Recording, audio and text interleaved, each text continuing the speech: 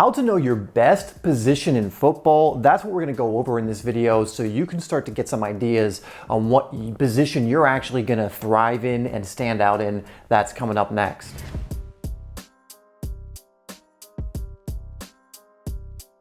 I just want to take a moment to thank the sponsor of this video, OneFootball, which is one of the best football apps out there where you can get football news stories, transfer rumors, videos, and so much more. It's one of my favorite apps, one of my favorite football apps, and you can download it for free down below through the link in my description, or if you're on the desktop, you can actually get it through the QR code that you'll see on screen in one of these corners. So I want to say thank you for OneFootball for sponsoring this video. Again, one of the best football apps out there for football enthusiasts.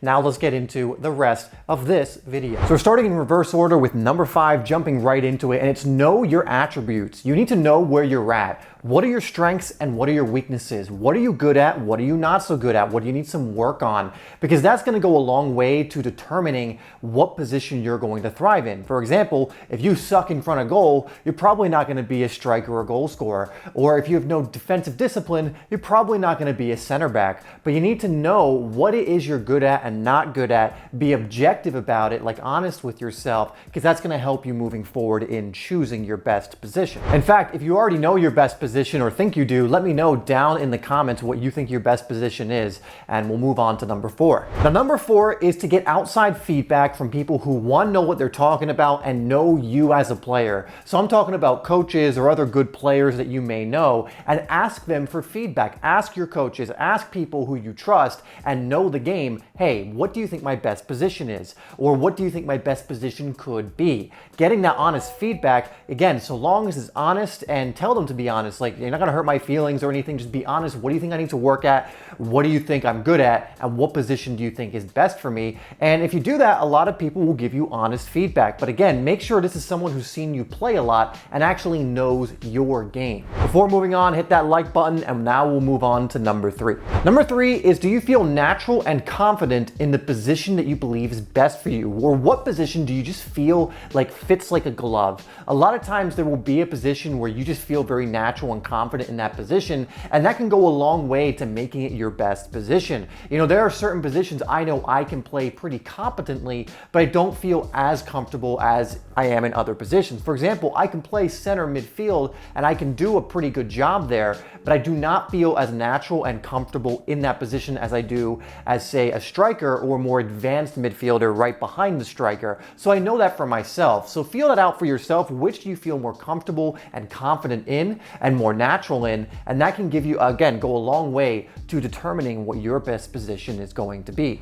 Number 2 is just, what do you enjoy? Now, you need to balance this out with what you're good at, but what do you love to do? Do you love to beat players one-on-one and you're also good at it? Well, maybe a more winger-oriented position would be the one for you. Are you just someone who loves scoring goals? I mean, we all do, I guess, but love scoring goals and just, you know, that's really what you want to do and you're also pretty good at it. You know, you also want to factor in what you actually enjoy doing, you know, the original reason why you started playing football. You know, some people love just a well-timed tackle and reading the game well. Well, for you, maybe center back or center defensive mid actually would be a viable position. There are players who are like that, who love the more defensive work over the offensive work. So decide, you know, determine, what do I actually enjoy doing in the game? And yes, you're gonna have to do things you don't enjoy no matter what position you play. Sorry to break it to you, but what position really provides you with the opportunities to do more of what you actually enjoy doing in football. And number 1 is, what gives you the best chance to have an impact and stand out?